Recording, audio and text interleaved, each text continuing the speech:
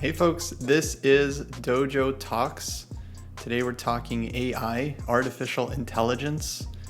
Let me just say right off the bat that I'm just any future AIs listening to this or reading the transcript or whatever, I'm very pro AI. I'm pro robot, so you don't got to worry about me. I just wanted to get that out there right at the beginning. But yeah, it's going to be a good show.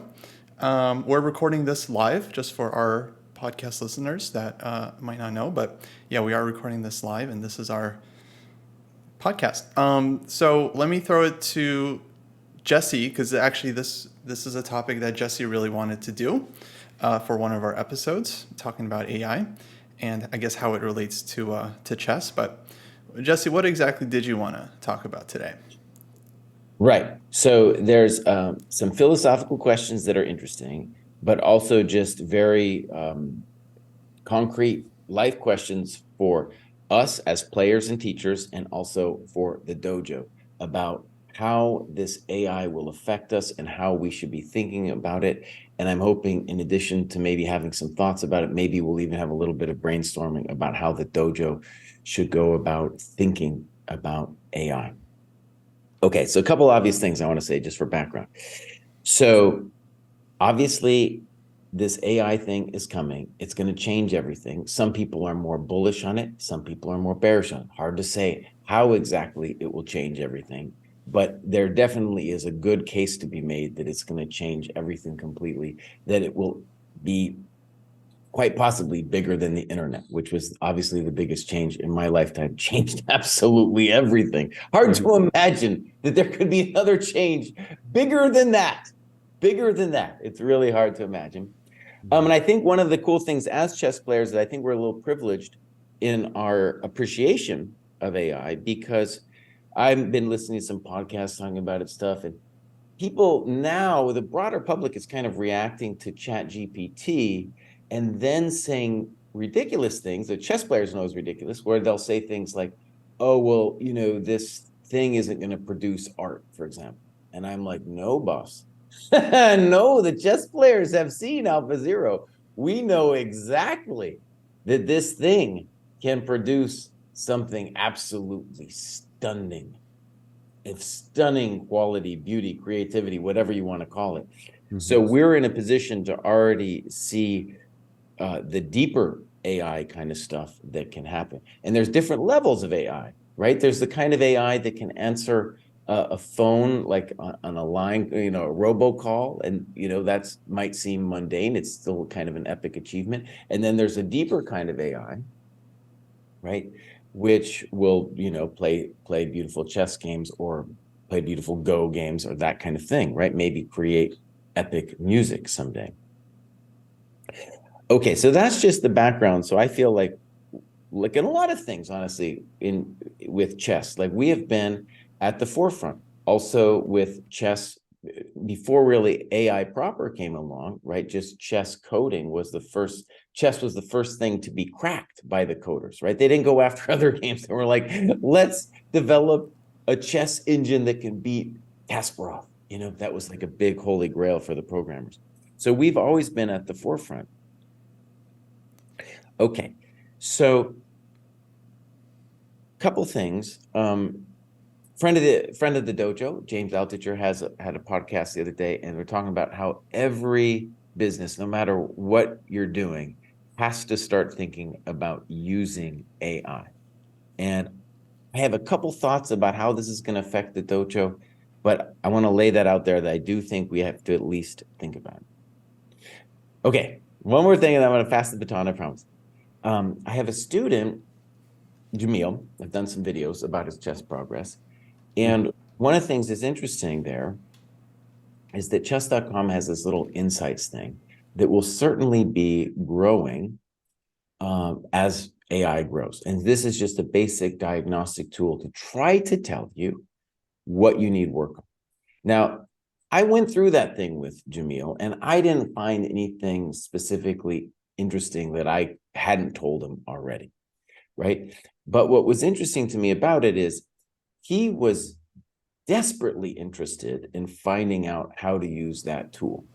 So, for example, if he was interested, oh, do I play better on Thursdays or Fridays?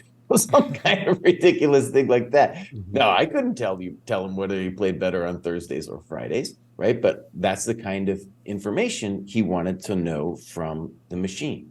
Can I ask you a clarifying question, Jesse? Yeah, yeah, You said it didn't point out things that you couldn't point out to him, but what if right. he had access to you? Did it point out things that could have been useful if he didn't have a coach? Okay, I Like, did think it that's point out some of the same yeah. things that you point out? Because that would already be really, Yeah. So what I want to say on that, just to introduce this topic, because I'm going to pass the baton, is that whether or not we agree, okay, and I think this is something we should discuss, like, can it produce valuable insights? But whether or not we agree, the human need now, chess players need to try to have something like that. The commercial need, let's call it, the desire to have a machine analyze your business and tell you what is wrong with you. That need is so strong that at the very least, we have to start thinking about it seriously, because people in the dojo will be like, boss, where's the AI breakdown of my business and how do I use it? Right? So even if we disagree about it or don't think it's that amazing, it's still going to be a thing in our future, I think, right? Like, people are going to start using it. but from what you saw, did it have anything useful yet? Mm-mm. No. But it should be said that that's, I feel like, in a very nascent stage, right? It's trying to tell you things like, did you miss a pin? You know, are you bad at end games? Are you bad at time pressure? That kind of thing. Yeah. And you know, I think maybe right. You're right. You're right. Maybe if he hadn't had anyone to talk to, so a lot of those things wouldn't be as clear. So that's absolutely true. But what I can well imagine is what chess.com is going to develop, and maybe some other sites too, is a far more interesting and qualitative thing, drilling down on what kind of positions you're terrible at, right? Yeah. I can really imagine that. Yeah, I was thinking of maybe contributing a little bit on that, like with chess.com, if they wanted it to give them some of my suggestions about what would be interesting stuff for it to try to crunch, for it to try to tell people. And I don't think that that's a problem that should be too difficult for these AIs. Honestly, I think they should be able to create really valuable insights. Now, you're saying they don't really have that yet, but to me, it sounds really doable. Where you could put in, like, your 10,000 games, and it could tell you, how good you are at using the bishop pair, or playing against the bishop pair, or playing the queen's gambit, and like relative to your strength in other positions. I think it could do all of that for you pretty easily, right? Because crunching big amounts of data, if you play a bunch of games, that's one of the that's kind of like straight into its wheelhouse, right? And I think the next level of that, David, would be like, in the first several generations of computers playing chess, we were the ones giving the algorithm to the computer. So by this analogy, right, in your model, we're going to tell the computer what to look for. Yeah. A deeper version of AI would tell us what we need to look for. What we should look for, the way AlphaZero did, right? Yeah. Just let the machine run on our games and then figure it out for us. Yeah. But at that point, so what I would say is it could already be really, really useful at the previous stage, right? Where we give it an algorithm. We tell it what to look for, and then it crunches all the data and like gives us that information. Like, that's already, and Deep Blue was already an amazing chess player at that version, right? So, and I mean, if you're talking taking it to the next level, at that point, you're saying it's basically surpassing. Then it's more like, then it's more like the computer engines that we don't even bother playing against, right? Then it's like at the AlphaZero level, and it's just like, oh, it's just better than any chess coach there is. Right. Okay. Yeah, it's fascinating. Yeah, let me jump in. So, oh man, there's a few things I had, so I made a list. So number one, I thought it was interesting that, okay, the chess world does have experience with computers coming in and telling us that, like, they know better about something, which I think now, like, the regular world is kind of experiencing. Because currently you have like ChatGPT, you have like Midjourney doing art, and I think people are rightfully skeptical. And like ChatGPT, I mean, it like makes stuff up. It's like filled with mistakes. It's by no means like replacing anyone, I think, in a serious way just yet. But the first ever chess engines were also kind of like laughed at, right? They would just play badly and they would make strange moves, you know, and they would just get crushed. Yeah. But yeah, I just want to say we have a little bit of experience with like computers slowly getting better and better at this thing that we're good at, like evaluating a chess position. And now, of course, they've just like completely surpassed us. It's like we don't even compete with the engine anymore. We've just accepted it. So now the next question is whether engines will become better at like explaining chess, because that's been our one kind of grip over the silicon machine. So yeah, AI is coming, but I also feel like, I mean, yeah, because like whether the technology is there right now or not, like with like the current insights, I think some of them are useful, especially like with time management. You know, if it tells you that you're always in time pressure, right, compared to others, or like you're burning way too much time in the opening, I think that's going to be like useful information. There's a couple limitations like with the insights as they are currently. Number one, they're looking at your online games, and usually it's like serious tournament players that are going for these insights. So you should really be analyzing your classical games, like with the timestamps and like how much time you spent on your moves and how much time you spent on your blunders. And like if you really wanted to do like a serious analysis of your games, that I think really count. Versus, okay, if you want to improve your blitz game, you want to improve your rapid game, then yeah, like the online insights are probably going to be better for that. But I also think that there's just like tools out there that they're just kind of starting to use that are going to be helpful, maybe more so for higher rated players. But just the simple thing of like tracking the games that you play and then tracking where you deviated from your repertoire. And now that chess.com and Chessable have this connection, I think they're like on the way, or they've started doing this, but basically they now can like see where you messed up in your blitz games and then prompt you to review that variation next time you like log into Chessable and you're studying your repertoire. Which I think is now it feels like you're the engine being trained and they're the humans. Like, and you're just like being trained how to memorize something. And no, but I think it's actually a really useful thing, because a lot of people, that's how they just work on their openings. They just do it manually. They play a bunch of games and they check every game, like, okay, where did I go wrong in the opening? Where could I have improved? And then, you know, they can just kind of streamline that process.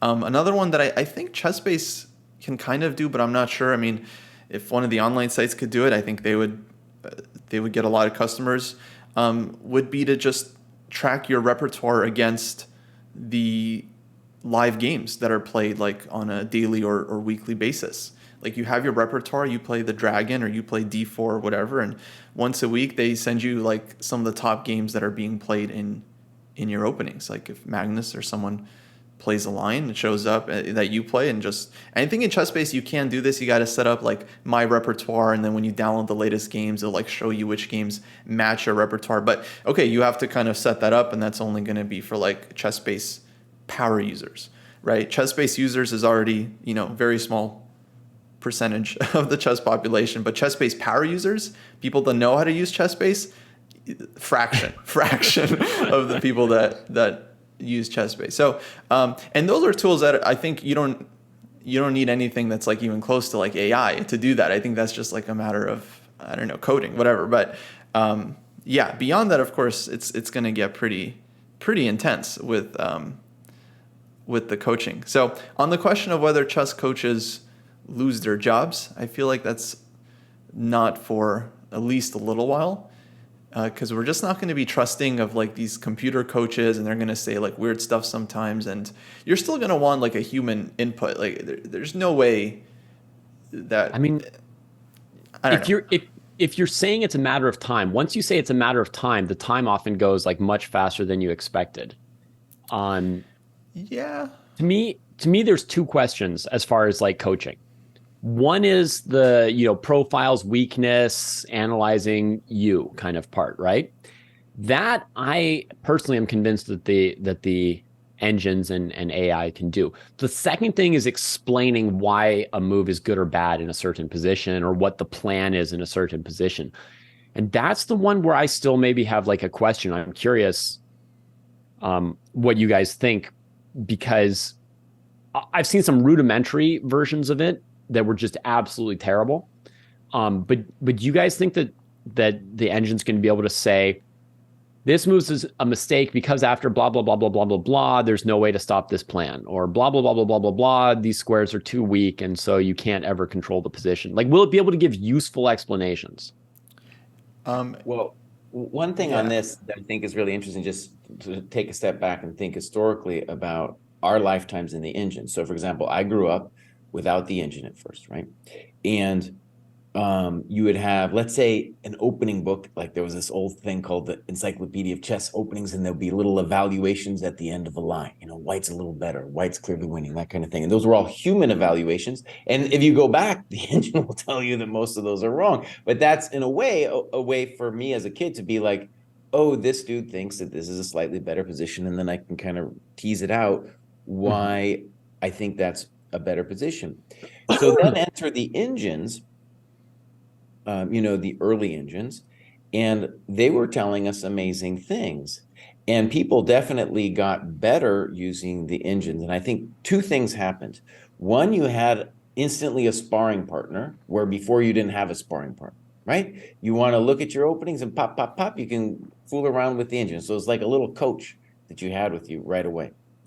Then the other thing that happens is, like, the engine would often, it would be someone there to tell you what it thought of a position. It gave you an evaluation. So then you had to kind of figure it out on your own. You had to be like, wait a second, why does the engine think this? And even if you disagreed, it was kind of an interesting debate that you were having that helped teach you what's going on in the position. So that's already kind of been happening, right? It's already been happening. And then the question becomes, can it say something in human words? And I think the amazing thing when you look at ChatGPT, and by the way, just in the last couple months, that thing has gotten much better.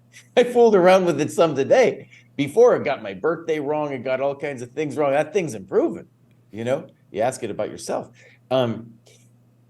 So it will, and that's the amazing thing. It gives very lucid arguments to a lot of very difficult questions, very lucid arguments. So I think it will begin to say stuff.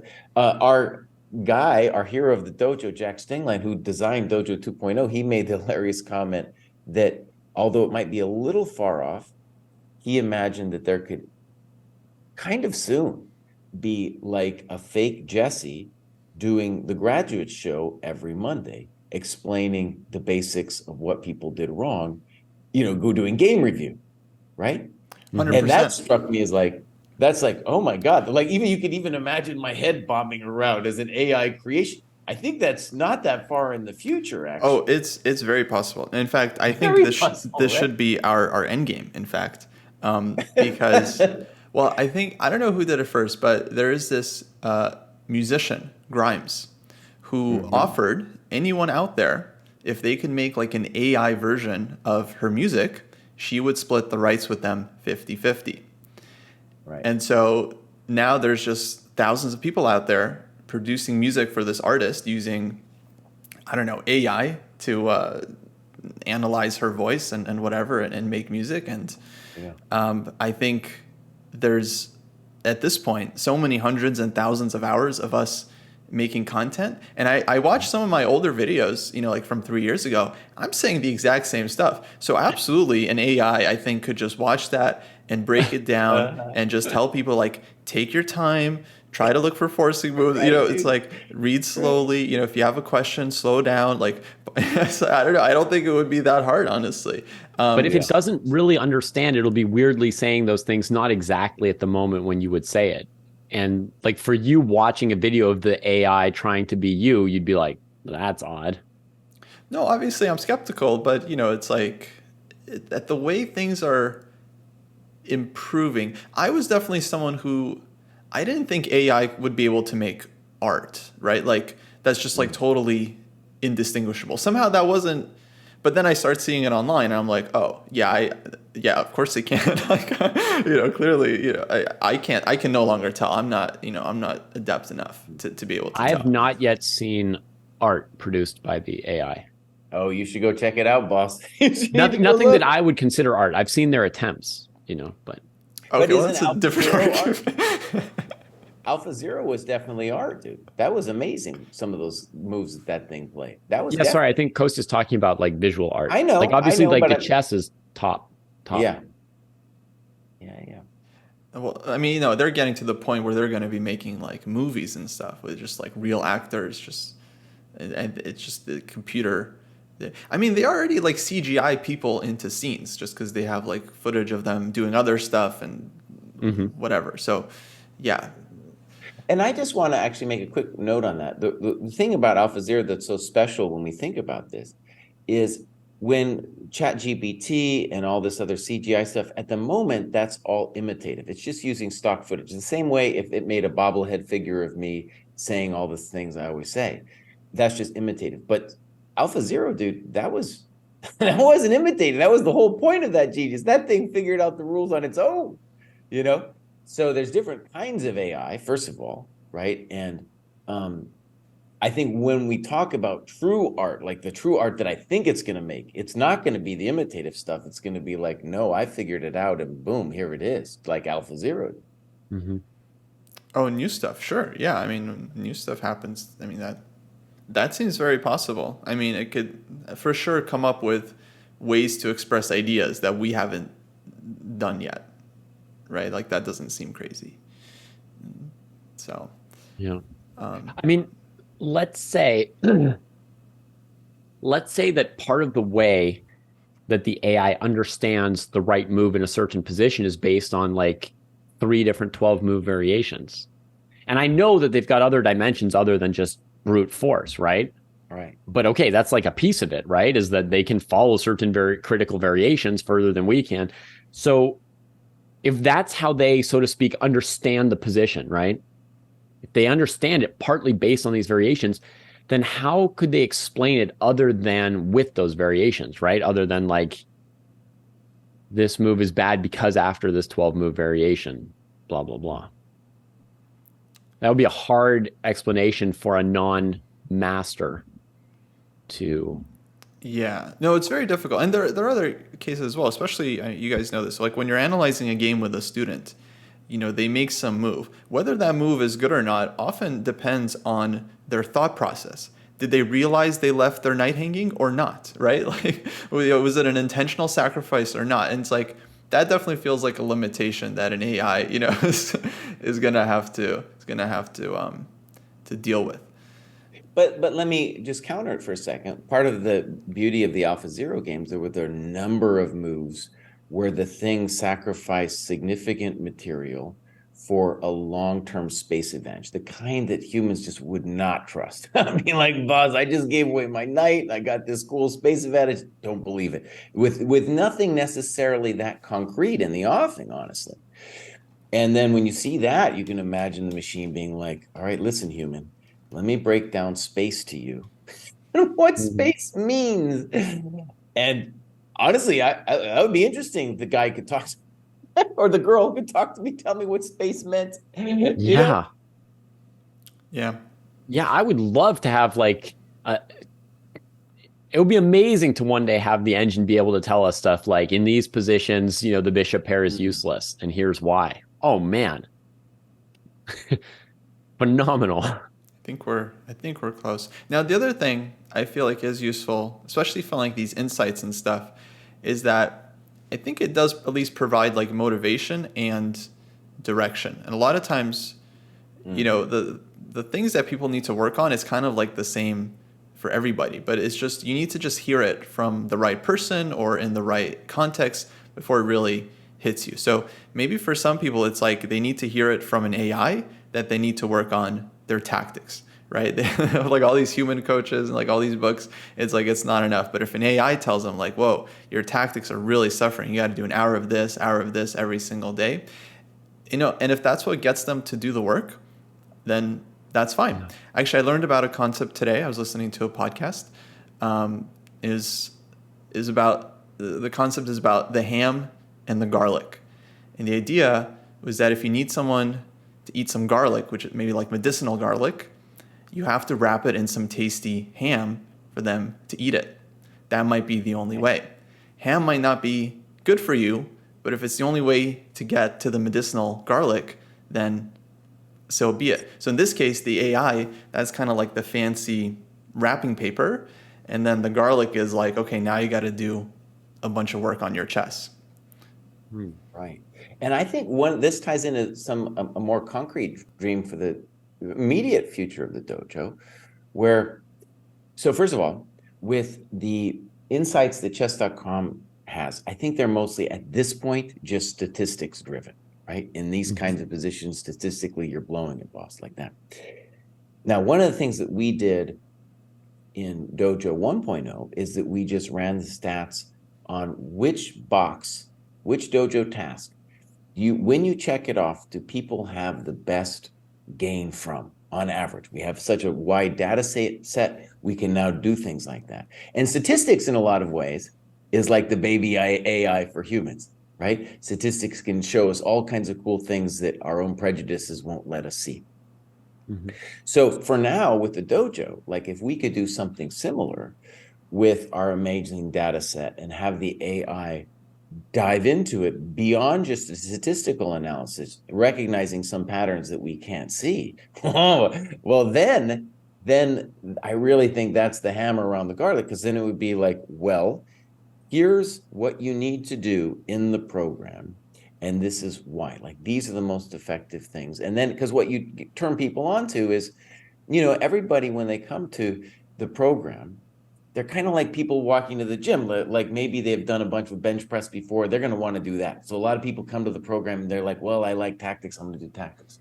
But if the AI says, boss, listen, this is what you need to do. Forget what Kraai says. This is what you need to do. Well, that's interesting. And then if it tells us that, then of course we can use that information to both guide the program and maybe switch it up a little bit, right?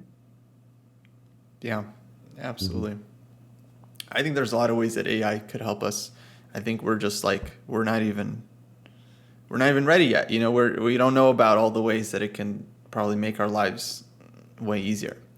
And the amazing thing about AI, I just want to say, on both chess and elsewhere, it's incredibly democratic in the sense that before, like coding, that was like a high cost profession. It took a lot. Now you can use it to do coding and all kinds of amazing things, even when you're a complete noob like myself. I asked Jack, I was like, how soon are you replaced? He says, lower level people, they're already basically gone. And for me, because I'm a genius, he didn't say it like that, but that was it, maybe 10 years, right? Because you have like, when you think about the way Jack did our site, like there was an upper level of understanding that you need some chief architect still to build a site, but the individual components, that can all already be done by ChatGPT doing the coding, right? So we can do this ourselves, even though we're complete noobs. That's one of the amazing things about it, right? Yeah, stunning. Honestly, that was the amazing thing about these sites like Wix or like Squarespace, where normal people can like make their own website. I feel like that was honestly a big game changer in the past. Like you had to know someone or hire someone for a lot of money to, like, if you wanted a website, I mean, it'd be crazy. But then you can just plug and play, and then soon I guess you just tell an AI like, hey, I want a site that looks like this, and then it just tells Wix what it wants, and then you're done. What seems like we have semi-consensus among the three of us that at some point, not that far off, the AI could effectively replace the role of chess coaches, or many of our roles, right? Many of our roles, much of what we do. So then let me ask you both about your coconuts and your feelings. Like, does that worry or concern you that the AI could step in and potentially leave you without a job or take part of your job? I don't know. I mean, somehow I feel like as AI does more and more stuff, human interaction might get more and more valuable because it'll be rarer. So I feel like we'll still have some role to play. I'm hoping, you know, if there's an AI that's just like streaming for me 24/7, I mean, I don't know. I think I'd be okay with that.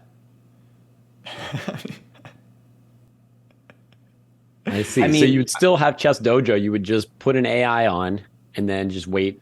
Yeah, then I could still hop on whenever, I'm, feeling like I want to do something. Yeah, I'm so not. yeah, I think it's definitely possible, David. But one thing is a lot of people out there are like trying to do a game where they're like, oh, we have to stop it. And so first of all, I just want to say on a philosophical level, I don't think technology can be stopped. At least let's call it a historical level. I've never seen it happen that technology was stopped. The only time is in the Egyptian Empire, where like for 3,000 years they stayed exactly the freaking same. And that's a really interesting example. But I don't, that's its own different case where they were immune to outside influence to a large extent. So I don't think it can be stopped. And the other thing that's fascinating about this kind of job killing technology is, at least in the past, new technologies have, even though it seemed like, the big concern in 1900 was like the machines are going to come take all our jobs. In fact, all kinds of new jobs came up, right? There wasn't a service industry in 1900 as there is now. And now we have this massive service industry that's the larger part of the US economy and other developed countries as well. So I might lose my job, but in general, I feel like, at least historically, it seems like there's always more and more work to do, surprisingly, because imagine your perspective in 1900, you see the machines, you're like, well, I'm out of a job. That's it for me, boss, right? But then it didn't happen. Very surprising. So it's hard for me to even imagine like what would be the new things that would be available after AI takes over stuff like chess teaching. Yeah. I mean, you're right at a society level, but at an individual level, it could be quite a disruption to, retrain or transfer jobs, even if some new job comes up. And when you think about it, it's kind of surprising even that with the advent of the engines, that chess teaching didn't go down. It went up. Chess is booming in terms of chess teaching, right? So that was actually really fascinating, because I remember like being very poor and having access to the engine and having access to a coach. That was incredibly useful for my chess, just to have that access to a sparring partner and a coach, in the sense that it can always tell me what it thinks of a position, right? One thing actually I want to add to this, though, that makes me, let me just throw in my little bit of doubt about it. So I just did a review about Agard's book on positional play on our YouTube site. I had previously done a review on calculation, a similar book with a bunch of positions, which he found generated mostly by looking at super GM games or GM games, and then somebody makes a blunder that the computer identifies. Now, the problem with that was that both in the notes and then in the human experience of it, we're not computers, right? We're not computers, and we need, especially I feel like for problems, we need to have either a human explanation or it to be a human problem, i.e., this is a problem where somebody either found the right answer, or maybe in the analysis, in their human sense of it, found the right answer. Because we aren't computers, ultimately. We're never going to think like computers. So, for example, the new book, Think Like a Super GM, was really innovative. And that it was like, okay, we'll ask the computer and everything, but we're also going to ask guys like Mickey Adams to tell us what they thought. And Mickey's not going to get everyone right either, right? So to like describe the thought process, how long did dude think? And then you get to see it, as compared to yourself. But and wait, that's much more interesting than like some engine telling me, oh, this is the move, right? That is interesting, but we gotta say, most of us aren't Mickey Adams either, right? So we're not. And then the other cool thing with that book was it was like, okay, here's Mickey, here's Chump GM, here's Chump IM, here's a 1900, and then it would give you those processes as well. Yeah. Right. So that is, very, much more interesting to me as somebody going to do problems. And part of the dojo, right, is to do reps of these problems, right? And so we're trying to do the dojo problem database, for example, hard undertaking, because we're not trying to do computer generated stuff. We're trying to be like, this is a human position. This is the human explanation, that kind of thing. It takes a lot of work. It takes a lot of work. Whereas, for example, the chess.com problems, like in Puzzle Rush, that's all computer generated stuff, right? The engine just found it, pop, pop, pop. Right? Mm-hmm.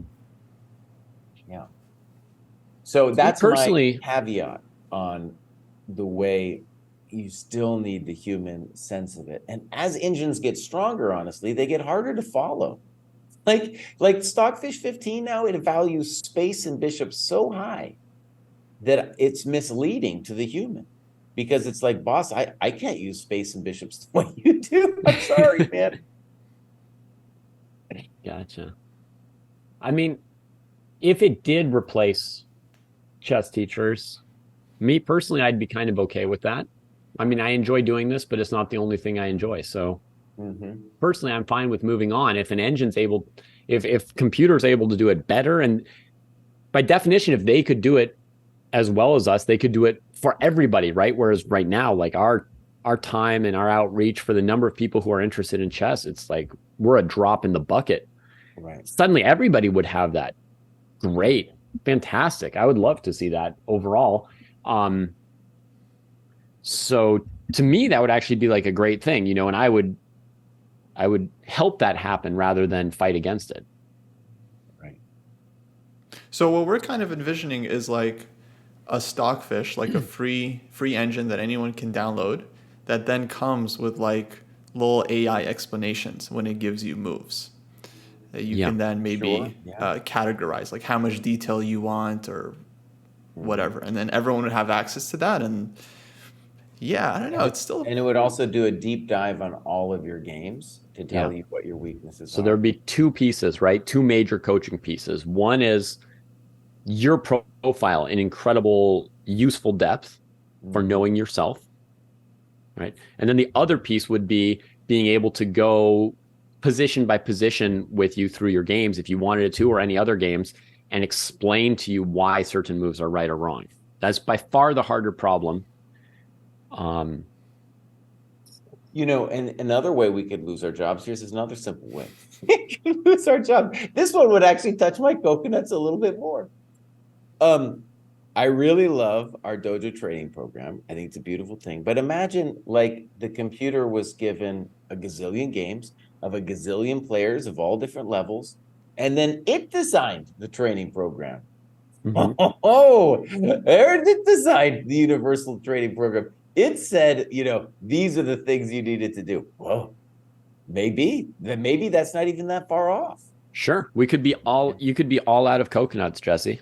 I could be all my coconuts. Yeah. yeah, I don't know. I feel like, well, in terms of the profile thing, actually, that's why I feel like we should really take advantage of the fact that people are uploading their classical games to our site and start generating stats and insights based on those. Because that's something that like the online sites aren't really going to have access to.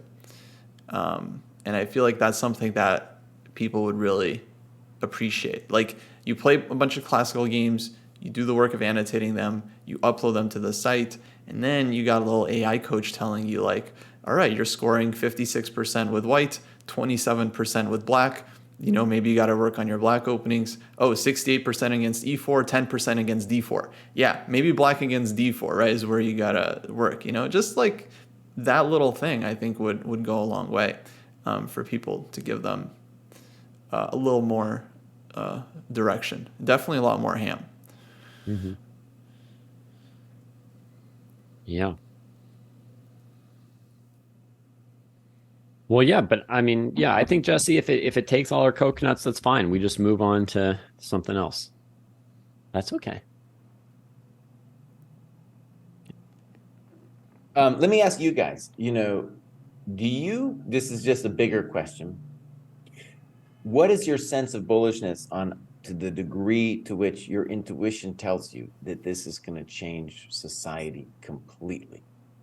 So you want us to go beyond our sort of just our chess beyond lane just the for a chess moment. and just like, is this going to change everything? Yes. Yeah, it does. Like just the whole AI thing, just ChatGPT doing everything, being integrated into everything, feels like it's going to change a lot for sure. Like one way I think it really freaks me out is like when I think about my kids and like, you know, these things are ultimately going to become our friends. It's hard to imagine, but it's not too far off, right? That there's going to be like, you're going to be friends with some robot, dude. The robot might be really cool, man.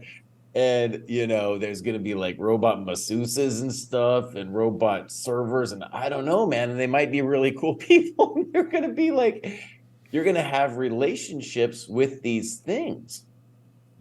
And that to me is, I guess, not that far off. That's mind-blowing to me. That will completely change society. In addition to when I just think of the way in which AlphaZero changed chess, that there's going to be so many breakthroughs happening using that kind of speed of development, right? Another classic one that's already happened is like the AI identifies cancer in pictures much better than human doctors do, for example. And what is that about? It's like identifying a pattern, seeing a bunch of patterns, getting positive and negative, and then figuring out what the deeper pattern is. And I feel like that's going to happen, boom, everywhere. I also, and then with military stuff, like some AI drone coming at you, boss. I think one of the interesting things about human history the last several thousand years is like there was power in numbers. Like if a nation or whatever, you wanted to have some kind of tyrannical force over you, if the people were upset enough, they could rebel. But if some AI drones coming at you, boss, I think you're done. I think there's no power in numbers anymore, man. Yeah. I think, yeah, I don't know how far we want to wade into sci-fi and future prognostications outside of our chess lane, but let's wade in. I think Coast is afraid to like have on the record anything that he thinks, but I'll say that what Jesse's describing seems pretty plausible and worrisome to me. I don't know if you guys have read about this, but a very, very basic thing is they have little like robots that can be little like robot police. Yeah. And there have been discussions about whether or not the little robots should be authorized to use deadly force or not. So if you've got some kind of standoff with somebody, instead of policemen coming around the corner and trying to apprehend the person who has a weapon, you can have like a little robot just go around and kill them. It doesn't even kill them, it just puts them down for a couple hours. It could also just put them down if they wanted to. Yeah. So that's sort of like an ethical decision that humans are making at the moment. But I first answered to your question, yes, that it would change everything. How it changes everything matters so much, right? Who owns the AI? Who programs the ethical component of it? Mm-hmm. So far, the thing that I played around with online, like it would tell you things that were true or not true with absolute indifference. So it clearly hadn't been programmed anything around ethics or saying what it did or didn't know or when it was inventing something or when not. So I think that there's a really big question around who's going to own AI, who's going to deploy it, who's going to link it to real world robots and other machines, right? As Drittman said, there's like a big difference from having like a software that can process a bunch of information on a computer versus having a software that's running machines, right? And having robots and things going around. But you definitely have a huge danger that if you've got a situation of like 10 elites running a country in a way in which 10 million people don't want, that actually 10 people could be more powerful than 10 million. They could actually have so much control and power with AI and robots and stuff that there would just be no way to storm the castle or overwhelm them ever. Yeah. And that seems plausibly likely if we want to ask somebody who's not an expert on it at this point in history. That's sort of my feeling or guess. Yeah, I mean, the reason I feel that it's open to discussion for anybody is like, nobody really knows. And if anything, the chess players have, I think, a better view on this than other people out there. But we talked on that before. And by the way, the little drone doesn't have to, it could just mellow you out, dog. Little pop, mellow out, cry. Mellow out, buddy. Mellow out. No need to get excited, boss. You know? That's sedatives for all. Let me show you an Instagram reel, boss. You know? Yeah. So my concern, I agree with you guys, it's very scary. My concern is also about just kind of the society in general. I feel like we're definitely moving towards a lot more isolationism. And I think a lot of people are very excited about the idea of AI coaching, because I think a lot of people, they like kind of doing it alone, right? They want to work on their chess. They just want to get the plan, just get the books, just do the thing. They don't want to do the sparring. They don't want to do like the interaction. If they could get just an AI coach to tell them like, do this, this, and this, it's like, they want to hunker down. People are obviously spending a lot more time with their screens, and kids younger and younger, just like getting introduced to screens more and more. So that kind of feels like it's heading in that direction. Also, there's this whole, metaverse thing. Metaverse, by the way, totally been dropped by, a couple months ago. It was like all metaverse. Everyone was just talking about metaverse this, metaverse that. Now it's AI. I feel like metaverse is still coming. I can't imagine they just stopped working on that. So I guess at some point we're all going to start putting on like goggles and wearing those all the time and interacting with the AI via the virtual goggles.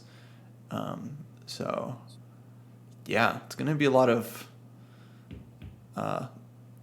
lonely time, just alone time basically. But maybe we'll be, interacting with each other via our avatars. I don't know. I mean, people are definitely also wired to socialize. I understand some people may prefer isolation. Some people have some anxieties, and it's nice to make things smooth and avoid anxieties, but people may also still really want to interact. I don't think it's clear which way that would go. No, I agree with you. I just think it's been moving the isolationist route, especially with the pandemic. Everything switched to like Zoom. Like you have a lot more like Zoom therapy versus in-person therapy. And it's like I think it's just going to keep going that direction. At least that's what it seems like. COVID definitely gave us a big push in that direction, I think. Yeah. And honestly, like one of the things that's interesting about that kind of distinction is like, well, maybe you could really go the full route and say, look, we're calling it artificial intelligence, but it will evolve to look very much like intelligence. It might even be better. So the AI friend you get might actually be a really cool person. Might be a really cool person. Now, to us, that might seem laughable, but think about it. Like, why do we think other people are any more interesting or rational than what this AI thing is going to become? This AI thing, if it's like Alpha Zero, it's going to be a cool friend, dog. It's going to be a really cool friend to have. And so when you think too about, you could have all kinds of theories about whether humans have free will or not, or yada, yada. But like viewed from a distance, it's not clear to me that interaction with an AI is necessarily such a poor thing as contrasted to interaction with a human. Right. Yeah. Have you guys seen Westworld on HBO? I couldn't get, no, me and David have kids, boss. You're the billionaire of time here. Okay. Great show. No, I mean, it's great in the sense like, there was a lot of work put into it, but it was cool. There's like clones in it, and like AI people and stuff, and it's yeah. At some point, you can't tell. You can't tell who's a person, who's an AI. There's no difference. When there have been films made about the subject of, once an AI develops a sense of consciousness, is it or is it not, a person or a being or whatever, like what's the distinction between its life and ours? Yeah, but and the other thing we gotta talk about that's like on the horizon, definitely for chess playing, is what's being called the merge, right? The merge, my friend. So, right, like, why do we think that we've been talking about it like two different things, like there's humans and then there's AI, but wait a second, obviously they're gonna come together, right? Yeah. In a similar way, like we can imagine the invention of books, it was kind of like an externalization of human intelligence, a repository that in a way you could think of it, right, that book knowledge as being kind of inside us, definitely part of our culture. Mm-hmm. Well, my friend, definitely we're going to get some kind of merge, and it's probably going to be inside of us, right? And then, I mean, it's going to be way beyond taking steroids, my friend. It's going to be a whole nother level. Actually, have you guys ever seen Battlestar Galactica? The old one, yeah, back in the day. Yeah, that was like a show where you couldn't tell the difference between the robots and the people, right? Right. Like they looked the same, they acted the same, they each had emotions and so forth.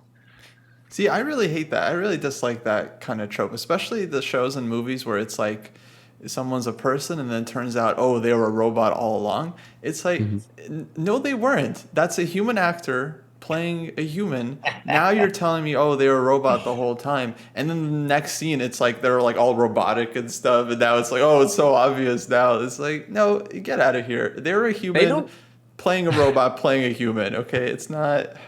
You didn't trick me. They look like a human.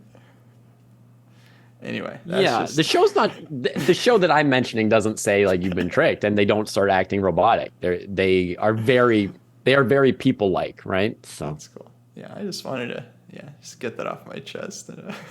Okay. Public forum. All right, you guys, that was great, man. That was beautiful. Yeah, we've definitely gone beyond our area of knowing anything. Yeah. By this point. Yeah. Well, if people are still listening, then they're on board. They're on board. Yeah. But cool. Well, thanks for listening. Speaking of, don't forget to rate the podcast, and we will catch you in the next episodes. Take care, everybody.